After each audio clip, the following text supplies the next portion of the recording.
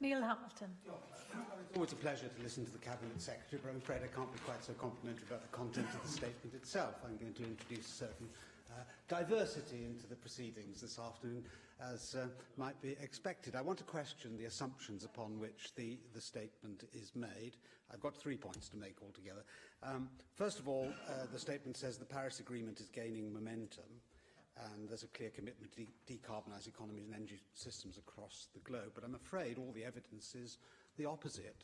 China and India, between them, emit more than a third of the world's CO2. China is planning to double its output of CO2 in the next 15 years, and India to triple it.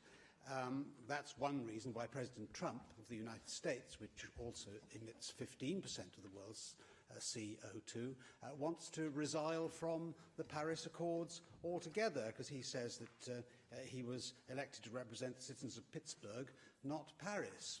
And what motivates him is that there is a let-out clause in the Paris Agreement itself, Article 4, Sub-Article 7, which says that the extent to which developing countries will effectively implement their commitments under the Convention will take fully into account that economic and social development and poverty eradication are the first and overriding priorities of developing country parties. So that is why, although China and India have signed up in principle to the fundamental theories behind the Climate Change Convention, they're not actually going to contribute anything in practical terms to its realisation. And even in Germany, which fully signed up to anti-global warming policies, CO2 emissions have risen in each of the last 8 years, including the present one. So I'm afraid the world is not going in the direction that the Cabinet Secretary assumes.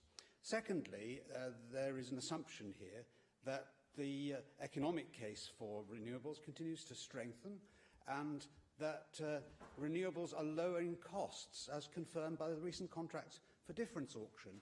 Well, I'm afraid it isn't possible to draw that inference from these prices, and I commend to the Cabinet Secretary this publication by Professor Gordon Hughes, Professor of Economics at the University of Edinburgh, which analyses this in his publication Offshore Wind Strike Prices Behind the Headlines. And his fundamental point here is that these are complicated contracts, but are fundamentally options.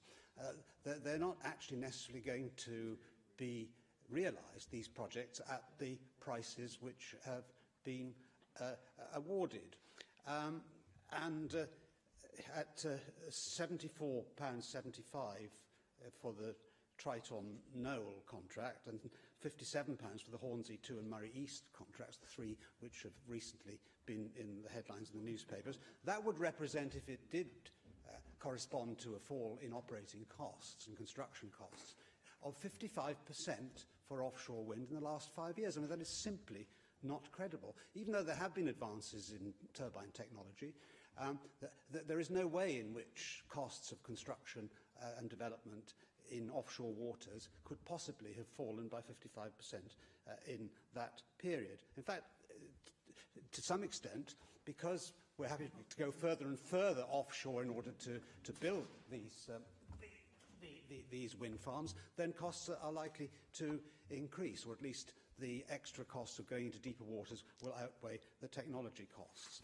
So what we're seeing here is a replication of what happened 20 years ago in relation to the fossil fuel obligation, because there 247 wind farm contracts were awarded, but only 57 were actually built, a sixth of the capacity which was intended to be present. And what happened there was that the early contracts, which had high prices, were built, and the later contracts which had low prices weren't. And that's exactly what we're seeing here. So this is all part of the government's policy, the UK government as well as the Welsh government, of soaking the poor. We produce nothing in global terms in CO2. Wales, probably 0.1% of world emissions. We're the poorest part of the United Kingdom, with a quarter of our households in fuel poverty, and yet the household bills of ordinary people are rising year in and year out. £115 a year at the moment, and green levies on the average electricity bill, that will rise by 2020 to £170, and by 2030 to £245 a year in constant pounds. I think this is an appalling policy, to impose greater and greater costs upon those who are least able to withstand them.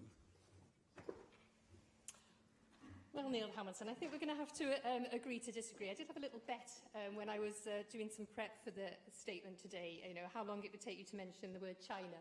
So I'm glad you didn't disappoint me. But, you know, the scientific evidence is clear. You know, climate change is happening and greenhouse gas emissions from man are extremely likely to be the dominant cause. We have to take action now. The longer we leave it, the more expensive it becomes on, you know, so many levels. It just poses such a great risk to everything, to economic development, to global food security, to health.